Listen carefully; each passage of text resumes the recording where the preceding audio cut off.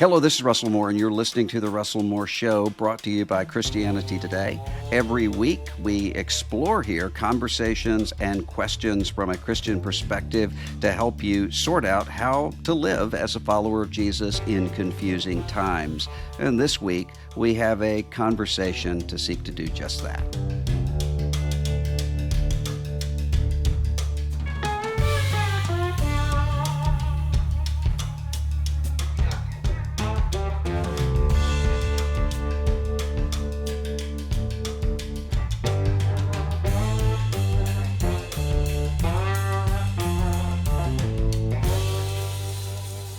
This Sunday, there will be Christians in churches all over the country, many of them looking around at the small children there coming in from children's church or Sunday school or small group and wondering, what will this be like for them in 20 years when they're the ones who have the responsibility to train up another generation? What will the church look like? Where are we going?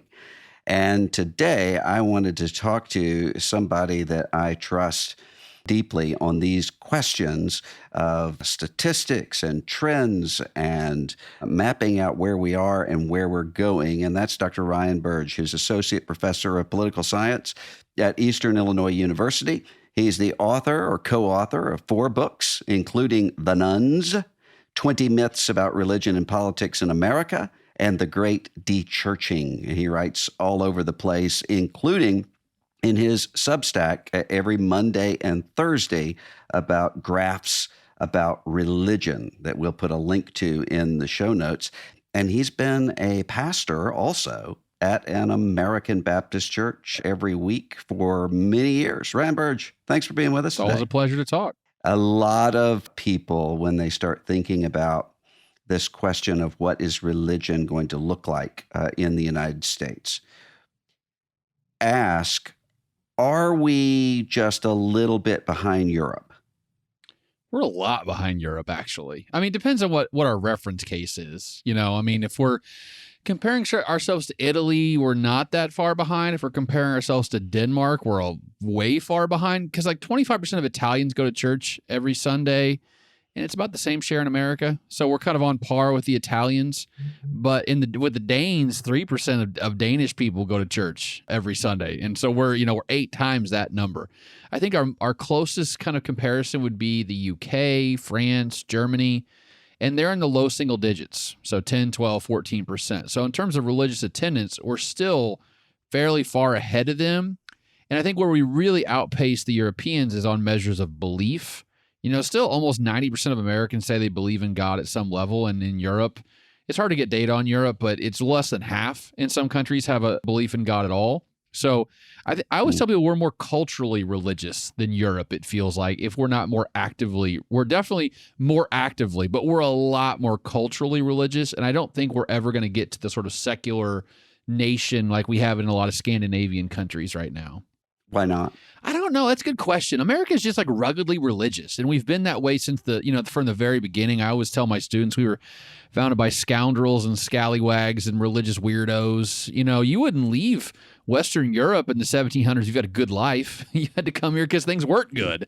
And so that's why we had people who were leaving, they're trying to flee debtors' prisons and the pilgrims and outlaws and people like that. But I think there's always been a strain of deep religiosity in America, and it really, that seed got planted really deeply in the early part of American history.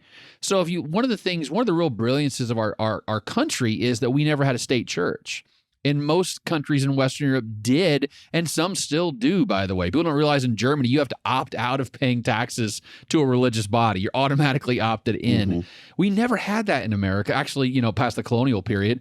And that's a really good thing, because if you want people to hate something, make it part of the government. And we sidestep that whole problem. And so religion always seemed like an organic thing, like not hoisted upon us, but kind of like in our guts, in our DNA. And I think that kind of rooted itself so deeply that even if we get rid of, churches closed by the thousands, which they will, I still think we're going to have an enduring belief in God that far surpasses what's going on in Western Europe. Why do you think churches are going to close by the thousands? Oh, because age is a killer. Like it's hard to tell people this, but I'm like, actuarially, you're not long for this world. Like as a life Mm-hmm. insurance agent would say. And if you look at like especially a lot of white Christian churches, holy cow, things are not looking good at all. I mean, the Episcopalians, oh good gracious, they had 375,000 Yeah. people on an average Sunday, and over half of them have seen their 60th birthday. Just do the math, right? Just game that out in 20 Yeah. years. You're going to lose at least half your people in 20 years. And how do you sustain a denomination with less than 200,000 people nationwide?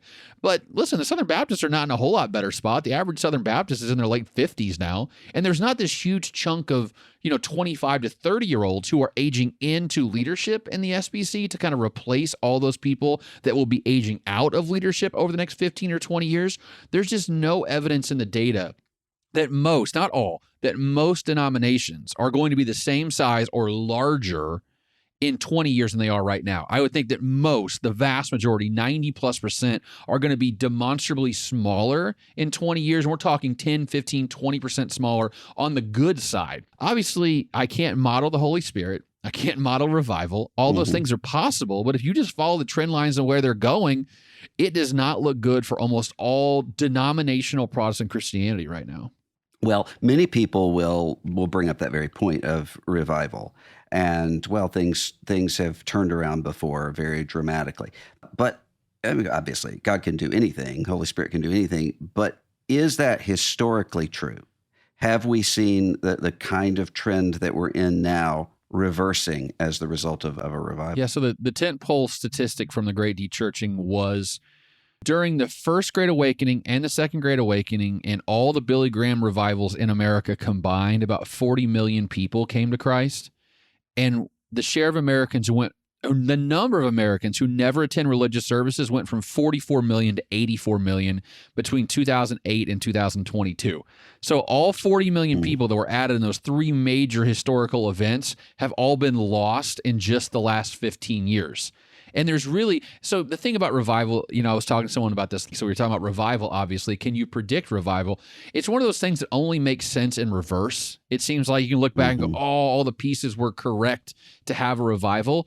I just don't know what those pieces are. I wonder if something I've seen anecdotally in my community, I wonder if it bears up in what you're seeing in the data. And that is, there are a lot of mega churches that are doing fine. I mean, I can think of churches in Raleigh and Atlanta and Denver and other places that are doing very well, not just in terms of their resources and attendance, but also with demographic spread, it seems. And I know some small churches that are doing fine and are nimble enough to kind of get through all of this. It's those mid-sized churches that worry me, because I go into them and I see a place that often doesn't feel like it's in crisis at all because they have plenty of money. But you step back and say, yeah, but all the money's coming from 70-year-olds. Mm-hmm. And when the collapse happens, it happens very quickly. Is that true? I think the worst size your church can be from that standpoint is between 150 and 250 or 300. Because you're large enough to have a full-time pastor, which is great, but you're probably not large enough to have two full-time pastors and an administrator, which is probably what you need at 300 people. Like, it's just hard to manage all the hospital visits and activities and everything you need done. And the problem is you're probably too big to have that real sense of community. You probably aren't that close to most people in your church if there's 300 people. The average church in America is about 70 or 75, depending on the statistic. So the small church dominates. But the small church dominates because it has that sense of, I know everyone and everyone knows me, and we really do have a sense of community. The really big church wins because they have all the programming you could ever ask for, right? They've got the the kindergarten pastor, and they got the 7 to 12-year-old pastor, and they got they got like 16 pastors for every possible need. Older people pastor, women pastor, men pastor. They got the kids depot for the kids to go play in. So that's how they win. The small churches win because of the community. The big churches win because they have all the activities. The middle churches have neither. You know what I mean? Like they're not big enough to have all that stuff, but they're also too big to have a real sense of community. And financially, like you mentioned, they're in a really bad spot because they really want to hire another pastor. I think what we're seeing in American Christianity is mergers and acquisitions, right? There's going to be fewer churches in the future, and they're going to be bigger. The average size is going to go up exponentially. So the small churches, the 50, 75 churches, they're going to hang around for a long, long time. The big churches are going to get a whole lot bigger because they're going to suck people out of those medium-sized churches. And it's like not too big, not too small. No, they're exactly too big and exactly too small at the same time. Do you think that multi-campus, it seems that the multi-campus experiment was really dominant for a long time with bigger churches, and I'm sensing that that has ended. A lot of the places that I know that pioneered that way of doing things are spinning those churches off on their own. I think that's such a better model too, because it's almost like, who's my authority? You know, in church, if I go to a church of 250 people, I know my authority is it's the pastor because he's right there. I see him every Sunday. But if you do a multi-site, it's like usually the way they do it, they have a campus pastor, and then the preaching pastor will preach at one of the congregations and they'll live stream it to the other congregations. So it's like, well, who's my actual pastor? Because that guy preaches to me, but that guy's actually in the pew with me every Sunday. Do you think that the definition of church going, I mean, particularly in your field of analysis, has the definition changed? So when we say someone's a regular churchgoer in 2024, are we saying the same thing that we would have been saying in 2004 or in 1964? Yeah, I think so. This is something like where the way I think about survey questions is not the way that I think other people think about survey questions. So when I ask the question on survey, you know, how often do you go to church? And they say they go every week. I don't think people actually make the tally marks in their head, you know, and say like, well, I went 26 out of the last 26 weeks, so I'm a weekly churchgoer. I think what they say is, I'm the kind of person that would go to church every week or would like to, or that's how I see myself in my head. So I've never thought those categories really mapped onto reality very well. I think a lot of people who actually attend maybe 20 times a year actually call themselves weekly churchgoers because in their head, they kind of see themselves in that same category. When I was growing up, one of the things that was drilled into me all the time, the Bible, but secondly, we're Southern Baptists. And we knew what it was to be a Southern Baptist, what our missions programs were, what our history was, why it's so great to be the greatest denomination in the history of the body of Christ and so forth, all of those things. And it never would have occurred to me when moving to another city to go to anything other than an SBC church. I find myself now in a non-denominational church after all of this time, and it's still kind of strange, sort of recognizing, oh, wait, I'm using Southern Baptist lingo here. People don't know what discipleship training is, before they have to change that. Is there any world where a sense of denominational identity like that has a future in the United States? No, I actually, I've been telling people, I think the two biggest trends in American religion right now are the rise of the nuns, which I think we all know about, have written books about. The number two trend is the rise of the nons, which is non-denominational Protestant Christianity. When we spoke earlier about denominations and how they're all collapsing except for a handful, the thing I didn't tell you there was there is one tradition, I'm putting in air quotes, that is rising in America, and that's non-denominational Protestant Christianity. If you look back at like the Lutherans, the Presbyterians, the Baptists over the last 10 years, they're all down. Non-denoms are up. The best estimate we have is there's 22 million non-denominational Christians in America, and I guarantee you that's an undercount. I would not be shocked at all if it's 30 million at this point. For comparison, the SBC is about 13 million. So they're probably, for every Southern Baptist, there might be 3 non-denominationals. One of the reasons that the overall share of evangelicals has not absolutely collapsed over the last 10 years is because these non-denominationals are counted as evangelicals almost by default, because almost always they are theologically evangelical and culturally and politically and all those things. So I think that what we're moving away from is institutions and labels. We don't like those words anymore. And so now it's out. And by the way, if you look at the data amongst non-denoms, they have the highest churn rate of any, Protestant Christian family. So what I mean by that is people coming in, people coming out. Most denominations don't have a whole lot of ins and outs. With non-denoms, it's like this volatile environment where people will jump from one to the other, to the other, to the other. And I think that's largely by design, by the way, because they don't spend, a lot of them make it really easy to come.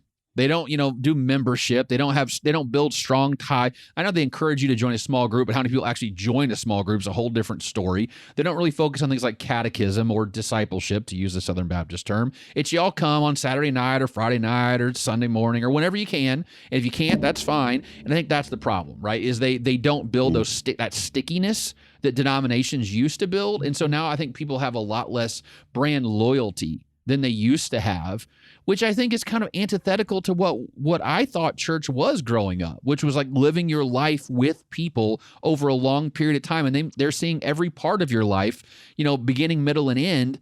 And I just don't think that's the mentality of churchgoers anymore. It's, I'm going to go here for a while, then the new thing opens up down the road. I'll go there for a while. If I get mad, I'm going to leave. I just don't think that's good from a social science standpoint, and also from a Christian standpoint either.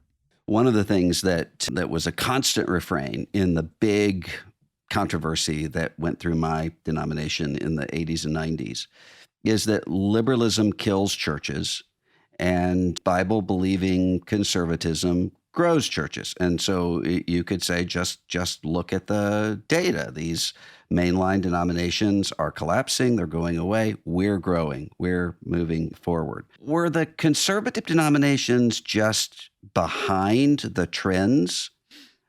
Or is it really two completely different situations here? I think what led to the decline of the main line is not necessarily the same factors that led to the decline of evangelical denominations. I think the main line declined because the most predominant view is they just didn't differentiate themselves from the world very well. And so a lot of people are like, well, it's like a country club with like we sing hymns and stuff. Like, why don't I just go to the country club? And so not creating that clear, one of the reasons evangelicalism has thrived is because it created that clear us versus them thing, in group versus out group. And what even heightened that was evangelicals refused to cloister themselves like in a corner society and say, oh, if y'all want to go, smoke and drink and go to hell, that's on you. We're going to stay over here and we're all going to go to heaven. They said, we've got to interact with society. We have to evangelize. And that actually had some really good effects. One is actually it helped bring people from the world to them, which was good, but it also created more in-group bonds, which is like, yeah, we're not like them. We see they're drinking and smoking and crowd. We're not doing those things. So it actually had like a twofold sociological benefit for evangelicalism. And I think the mainline just didn't have that. And so that's why they started eroding earlier. Now, here's the important part though. The SBC is an absolute numerical collapse right now. I mean, that theory that liberalism is what kills churches worked until about 15 years ago, and now that theory just doesn't work anymore because the SBC went from 16.2 in 2006 to 13.2 today, lost 1.3 million members in the last 3 years combined, which is larger than the Presbyterian Church USA, by the way. Their entire denomination is 1.1 million right now. So we're talking numerical collapse. And so, compare the SBC to the Assemblies of God. They're both very theologically conservative. We know that. They're both politically conservative. We know that. The SBC does not allow women pastors, but the AOG does allow female pastors and has for a long time. The AOG is growing and the SBC is not. So it's not about are you liberal or conservative, it's are you a denomination? Because if you are, that's bad in this current religious landscape that we're in right now. There are a lot of people who, when they think about this question of not the nons, but the nuns, church-going family, they see their kids leaving home, going off, they're not going to church. Sometimes they'll say, hey, I think I might be an agnostic, or I don't know what I am anymore. And a lot of people kind of reassure themselves, train up a child in the way he should go, and when he is old, he will not depart from it. They'll be back. This is just kind of youthful sowing of oats. They'll be back. Is that true? No, it's not. That's called the life cycle theory. And like if you look at old church growth literature, it was like endemic in that. Like, oh, they're going 18 to 25. They're going to go do what they're going to do, and then they're going to get married, and they're going to have kids. They're going to want to bring the kids back to church because they want to raise their kids in the same moral fabric that they were raised in. which is cute because it presupposes they're going to get married and have kids, which is becoming an open question for more and more young people every day now. They're not getting married. They're not having kids. So even that part's not working. But even what the data looks like, if you look at I tracked people born between 1983 and 1988, and I looked at them from when they were in their early 20s. Now they're in their late 30s. So if it was going to happen, it was going to happen in the last 15 years.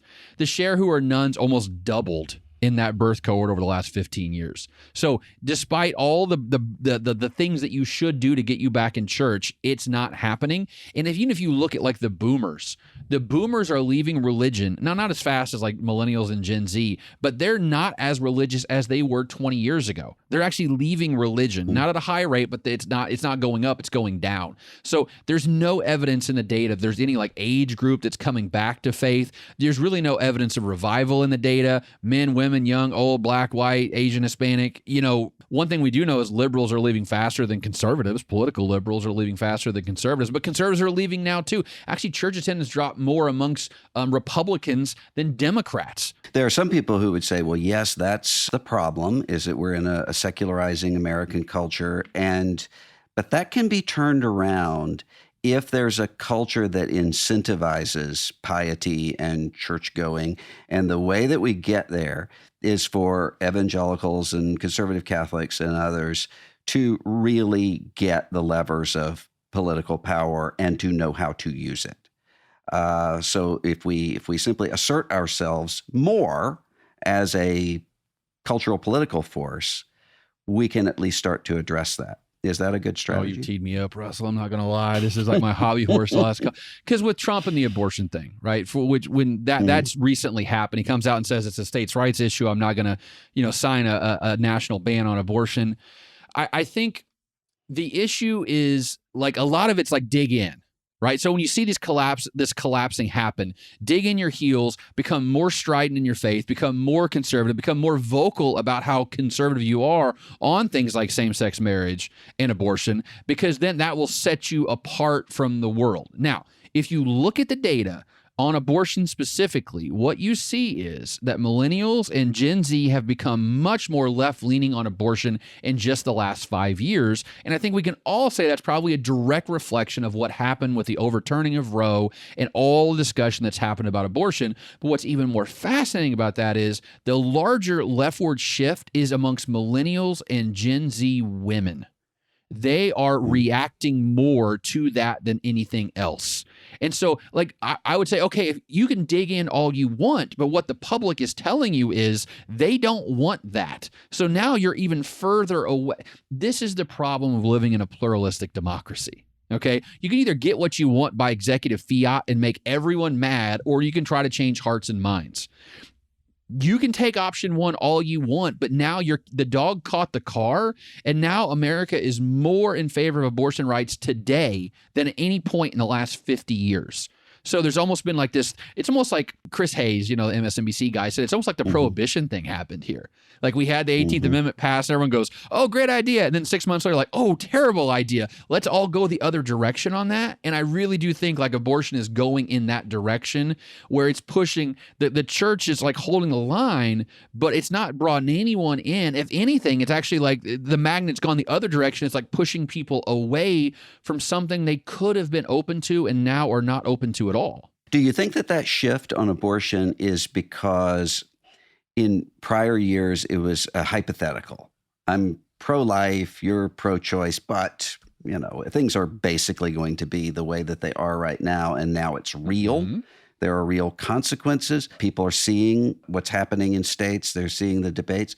Or do you think that with the overturning of Dobbs and all the conversation, that people have paid attention to the arguments and concluded they're with them? I think it's more it made it real. At the end of the day, you're going to convince about 50% of Americans they have a wrong opinion on that, or find a compromise position that makes more sense. And from what I've seen in the data in the last 50 years, evangelicals have had zero success convincing large swaths of Americans that sperm plus egg equals human. So they either need to get better arguments or figure out a compromise they don't hate, because that's what's going to have to happen for us to continue in a functioning democracy.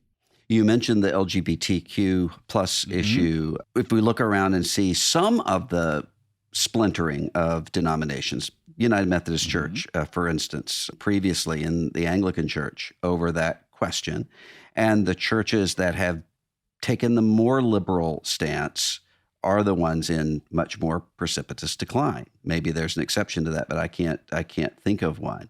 So what does that tell you? I think there are some people who assume as time goes on and younger people who are now younger become the leaders in their churches and denominations, they're going to have a liberalized view toward abortion. And it's ultimately going to be, if not affirmed, toward LGBTQ issues. And ultimately it will become maybe not affirming, but treated the way people treat divorce. Mm-hmm. That's a very common view. Mm-hmm. I think that's the move. Is there evidence? No, for so that? I think anecdotal. Okay, so a couple things. One, public opinion on abortion moved so dramatically. Gay marriage. It moved so dramatically. It's hard to even conceptualize, right? Like in the 1980s, like 12% of people were in favor of same-sex marriage, and by 2014, it was a majority, and now it's like 70%. Like, it's unbelievable how fast opinion on abortion has not moved hardly at all into the last 5 years. With that, it just kept going up and up and up and up and up. Here's how I think what most churches are doing with this is they stop when Obergefell happened, they stopped talking about it. Like the pastor didn't get in the pulpit on Sunday morning and go, we still believe marriage between one man and one woman. They just stopped talking about it entirely. And that sort of gives tacit permission for people to be like, oh, gay couples in the back, let's just not mention that. By the way, amongst young evangelicals, a majority now are in favor of same-sex marriage, by the way. So things are moving on this issue. What I'm seeing is in a lot of these non-denom churches, they don't have to have statements on this because it's not, like they just don't have statements on most things. And so they're just not talking about the issue. I'll give you an example on women in leadership. A lot of those churches, their stated position is like if they're planted by a certain group, they can't have female pastors. But what they'll do is have like Mother's Day Sunday where the pastor and his wife do a talk on the stage where she's in a chair and he's in a chair and they talk about marriage and family and kids. She's not preaching, but isn't that kind of like a half step towards the pulpit? I think this is kind of how the issue of gay marriage is going to move. It's not going to be some big pronouncement on high where like some major church pastor goes, we're cool with gay people now. It's just going to be we stop talking about it, and then all of a sudden it's just going to happen here, there, and everywhere. And it's going to change so slowly that there's not going to be that one moment. And eventually we're going to look back in 20 years and go, why are we talking about that for so long? And now I do think some churches are going to continue to hold the line on that, but that's their brand, right? Is being very, very conservative, very, very political, a lot of them, and really kind of standing apart.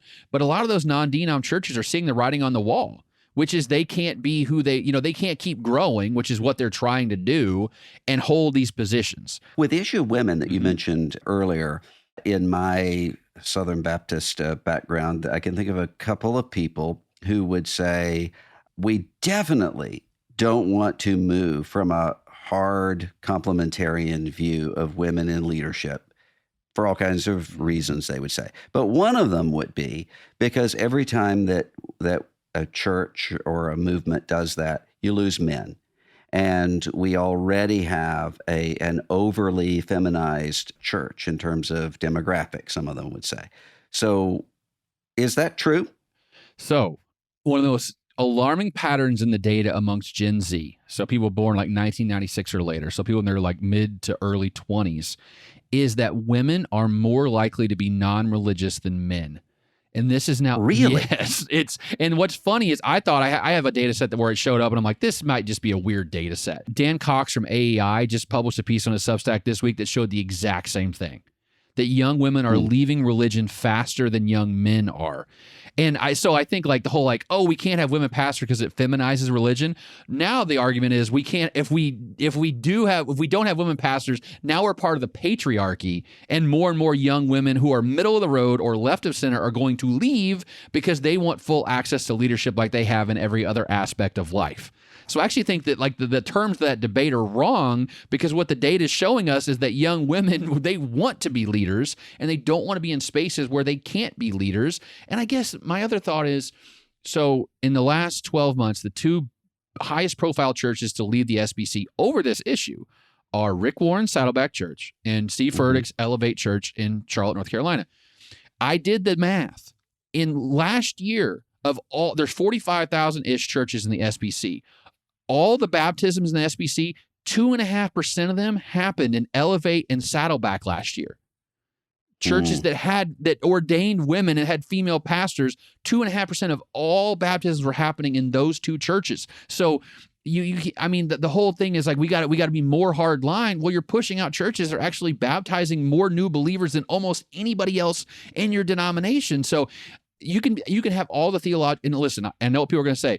I'm glad our church doesn't run by poll. I'm glad your church doesn't run by poll either. But you also need to understand the ramifications of the decisions you make on issues like this, because it's going to ripple out into the larger culture and society and trajectory of your denomination and evangelicalism and American Christianity. One of the things that I've noticed is when I think about people I grew up with, there was for most of my life, I think if you had asked me who is most likely to be involved in church, I would think of working class, lower middle class, working class people. And if you ask me who's less likely, I would talk about people who are upwardly mobile and upper middle class and higher educated and so forth. And that was the fear. You send them off to college and they're going to lose their faith. It seems to me, just by observation, that is the reverse. And I look around, and the people who are economically on the lower end of things, not at church at all, not involved in church, and the people who are, dentists and electricians and that kind of thing are. So I wrote a post for my Substack last year called "Religion as a Luxury Good." And I basically make this argument that religion has become a thing that people who do well do, and people who do not do well do not do. And so it's become a thing for people who did everything right, quote unquote. So what does that mean? College degree. People are shocked by this. If you look at the data, the people who are the most likely to attend church this Sunday are people with a postgraduate degree. People that are least likely are those with a high school diploma or less. The relationship between attendance and education is positive. More education equals more attendance. That's been clear over the last 15 years. And then if you add the income piece to it, it's actually people in the middle of the income distribution who are the most likely to be weekly attenders. So making between $60,000 and $100,000 a year. So that's the magic combo is college degree making like $75K. That's the most. And then if you add marriage and family on top of it, it's married with children. So like we call it the golden path in economics. Like this is what a good life looks like. College degree, good income, married with children. That's exactly what puts you in church. And so really what American Christianity and all American religion has become is the haves and the have-nots. So, like I was always taught that Jesus cared about the marginalized, the oppressed, the people on the edges of the crowd, not the people in the front of the crowd. And what's happening more and more is the people on the edges of the crowd are just kind of walking away from religion, and it's people who did everything right who are sticking around. So what we're having in church now is almost monoculture. It's all the same type of class, now racially it's interesting because I think these megachurches are actually doing a good job on race being more racially diverse I think the church is more racially diverse now than it's ever been in American history because of the megachurch. But in terms of politics, we're more, homogenous than we've ever been before, educationally, all those things. And I think that's really, really bad. Like it's bad for Christianity because that's not who we're supposed to be seeking and serving. I believe in the great reversal. The last shall be first and the first shall be last in the kingdom of God. But I also believe from a democratic perspective, church used to be a place where people from different stations in life rubbed shoulders and saw each other as equals. The dropout culture is so strong right now. Like Putnam wrote Bowling Alone and published in 2000 where he argued we're not bowling in bowling leagues, we're bowling by ourselves. But he also tracked the decline of the Moose and the Elks and the Kiwanis and the Boy Scouts and all those social organizations. Like whatever he saw in the data in the 1990s, we're just seeing like tenfold today with Netflix and TikTok and Instagram and Facebook and everything else. Imagine how many ways you can entertain yourself at the house now that you couldn't even 20 years ago. And so I think for a lot of guys like that mechanic, he's like, I can just stay home and watch Netflix on Sunday morning and don't have to go anywhere and be with anybody. So I think our natural inclination is to stay home. And I have to fight it. I tell my students all the time, I go, sometimes I'll schedule myself for something and then like I'll have to get ready and go to it. And I'll be like, this is so stupid. Why did I schedule myself for this thing? I don't want to go do it. I don't want to get dressed. I don't want to, I don't want to go leave the house. And then I do drag out myself out of the house and I go to the thing and I do my thing. And I come home and I go, man, I'm glad I did that. And then a week later, I go through the same thing again. Because like I'm naturally inclined to I have to fight my own internal monologue, which says don't go, don't talk, don't be, when I know from a social science perspective, like all those things are good for me. So I think we have to fight that urge to stay in the house and be an introvert and go out and actually see people. And almost every time I do that, I'm energized. I was just in Asbury for 2 days earlier this week, and man, I had I left that place feeling so much better about the kingdom and myself and my research and my role. And the night before I was going to have to drive there, I was like, why did I sign up for this? And I'm so incredibly glad I did. We're all like that, I think. And we've got to fight that urge to stay home and go out and do the thing. And I think a lot of guys like the mechanic they're tired. It's easier to stay home and they don't go out. And I think then it becomes a spiral. A lot of Christians, and I have this conversation not just every day, but about every 30 minutes, are very apprehensive about living through 2024. And what I've noticed is that there are a lot of people who kind of have this magical thinking of, I'm just not going to think about it and something will happen and we'll be able to get through it. And I've also noticed, I had a conversation one day with a conservative evangelical pastor and a very progressive Episcopal priest, both describing the exact same phenomenon. They had politically homogenous churches. Everybody agreed almost completely. They still were riven with conflict.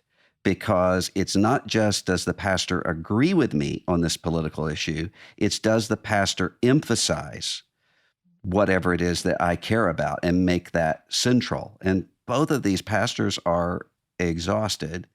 And there are a lot of people apprehensive about that. What do you think institutions and churches and families are going to look like in the fall compared to 2016 and 2020? I think we're all just exhausted from this. Think about Trump's been the standard bearer for the GOP now for 8 years. Like I was talking to someone yesterday. Think about the last person that the Republican Party nominated for president that was not named Donald Trump was named Mitt Romney. Like what happened in the last 10 or 15 years? It's crazy to look back on and consider. And by the way, no one wants this election. The data says that. Like only 30% of people really wanted to buy. And by the way, I want to find those 30% of people and go, what is wrong with you? Like, why would you want this? This is the dumbest election of my life. This is the best we can do on both sides. Like no one likes either guy that much at this point. It's just we're stuck. I think. Listen, I don't think elections matter as much as we think they do. And I say that as an institutionalist. Like the people who run Washington are, to use Donald Trump's term, the unelected bureaucrats, the deep state. And they've always run Washington, right? They've always run government. What I really worry about is we can take Trump's policy off the table for a second. The dude wants to gut the bureaucracy. And I think that to me matters more than anything else as an institutionalist, because if you actually want to change the way the government works, that's a great way to do it, is to gut the bureaucracy. So that to me is the most troublesome thing of anything. And by the way, if a Democrat said that too, I would say the exact same thing. Like the reason that and now does the government work as well as it could? No. But could it work a lot worse? Absolutely it could. And the reason it doesn't go worse is because we have people that are lifers, 25, 30, 40 yeyears working in these bureaucracies, making sure that the trains run on time and the payments come out and all those kind of things. That to me is more important. So what I hope is that just no matter who wins in 24, it's steady as she goes, right? We don't make some drastic policy changes. I do wonder what the world looks like in a post-Trump, post-Biden, situation. Like who comes after this? Are they more of the same? Like more of Trump? Do we get Trump version 2.0? Or did the GOP kind of like go, okay, we're back to the Mitt Romney, George W. Bush world that we used to be in 20 years ago? I just don't. This is a moment in my life where I don't know what politics is going to look like in 5 years. Like I always say that I can always kind of see it like with a fuzzy amount. Right now, I can't see 10 feet in front of my face in terms of what the political landscape looks like. And I get asked by pastors all the time, so what do I do? Like, what do I talk about? And what I say to them is, I think you've got to speak about theology holistically. Like I always tell them, like, just hit them with Imago Dei every once in a while, because that makes everybody mad, which is fantastic, because it says that every human being is born in the image and likeness of God, including the unborn, but also the immigrant. Like God cares about them both equally. And so that means that both parties probably aren't right on some of these issues. To me, you got to give it to both sides. One of the reasons why I'm not as sanguine about the bureaucracy as you are is talking to, for instance, Chicago was there yesterday. When I'm talking to young conservatives who are studying at Chicago, 10 years ago, they would have been talking about being elected state rep and doing this. None of them are talking that way right now because they assume I have to be crazy to do that. So I'm going to go do other things. When I talk to a lot of, say, 22, 24-year-olds who actually are in the bureaucracy, Capitol Hill staffers, for instance, those are the people who are going to be referencing Andrew Tate and very radical sorts of figures in a way that their bosses never would. Wouldn't even occur to them. That's what gives me a great deal of pause, is what causes the radicalization to turn around. Yeah, I don't think we have an answer for that. That's the problem, is we've not radicalized like this, well, since the Civil War, but that kind of got solved in a different kind of way with Reconstruction, and we all sort of just moved, we moved on, you know what I mean? We kind of moved on from that over time. I just don't know. And this is like why it's hard for me to predict where we go, because the social media piece has never been part of human history. The algorithms have never existed until like 10 years ago. And the algorithms give you more of what you want. So if you start watching Andrew Tate, it's going to give you more of people like Andrew Tate. Or if you were watching Bernie Sanders, it's going to give you more people on the socialist side of things. It does not try to challenge you. It just kind of coddles you and says, oh, more of that information that you wanted. And I think that is the most caustic thing.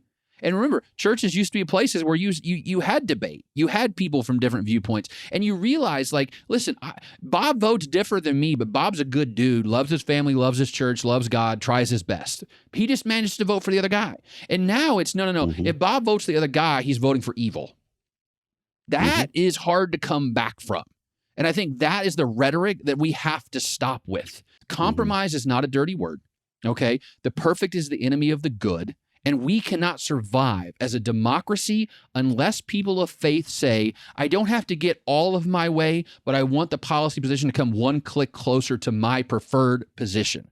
They're not saying that right now. It's either my way or the highway. And that is not how you function in a democracy unless you change a whole bunch of people's minds. So get to work persuading people. That's the only option that you have besides burn it all down. And unfortunately, I think the predominant view among some people in this country is, I'd rather burn it all down than compromise on anything. And let me tell you, that is such a terrible way to go about life. American democracy is the best system of government we've ever had and probably ever will have, at least in my lifetime. And to get rid of it and to assume something better is going to come along is a fool's errand. That is not what we need to do. Fix the system we have right now. And by the way, we've survived the Civil War, the French and Indian War, the Great Depression. We've survived all of these things. We can't survive algorithms, for God's sakes. Like, what is wrong with us? We're better than this. At some point, we've got to come back to our senses. I don't know how or why, but unless we do that, I'm really worried about the future of our country. I imagine that there are some people who are listening to this who are in that 150 to 300 member church situation. They're looking around saying, yeah, there are a lot of 70-year-olds here. I agree completely with what I'm seeing and all of the data that you're giving. What do I do? I am constantly reminded of what Philip Yancey said, that no one became a Christian because they lost the argument. I say that as a guy who is not a theologian, does not pretend to be a theologian. I strongly despise apologetics as an idea. I think it's a lot of white guys sitting around arguing about things that, like, 1% of Americans understand. Here's the line that makes a lot more sense to people that I talk to is, you should come to church not because of your eternal salvation and your spiritual health. You should come here because there's all kinds of benefits to being in a community of people who are somewhat different than you. It'll give you an opportunity to volunteer in your community. It'll give you an opportunity to donate to causes that you agree with. It'll give you an hour of your life to set aside for something else. And maybe at some point I'm going to write a book that says you should become a Christian. It has nothing to do with Jesus. Like, you should just go to church, and I don't care if you believe in none of it. See, here we are at the end of the broadcast, and you are trying to provoke me with the complete antithesis of everything I believe. But that's what's great, because I'm a social scientist, so I don't think about things like that. Like in this role, my thing is like, I would rather have an atheist come to church than not, or at least go somewhere, right? Be part of something. But they have that. It's called Unitarian Universalism. Listen, they got the exact same problem the main line has. I don't know if you've been to a Unitarian. I know. Like, that's what I'm saying. They're a bunch of old people who don't, like, they're all gray hair. They're all, by the way, they're all college educated. Not all, but like 90% of them have a college degree. They all have good income. It's like the same problem the Episcopalians have, the Unitarians have. They just don't have the Jesus part. That's the only difference. Right. Yeah, that's exactly right. So that's what I'm saying. All right, we could argue that point on and on and on, but I really am grateful for your coming on here and talking to us about how to think through and to look through these trends and data. I think we're going to have a really interesting few years with new technologies, AI. What's that going to do to the church? I mean, there are all kinds of things. Ryan Burge, Associate Professor of Political Science at Eastern Illinois University. You need to check out his Substack, Graps About Religion, and we'll put the link in the show notes. Thanks so much, Ryan. Thanks, Burge. Russell. Really appreciate it.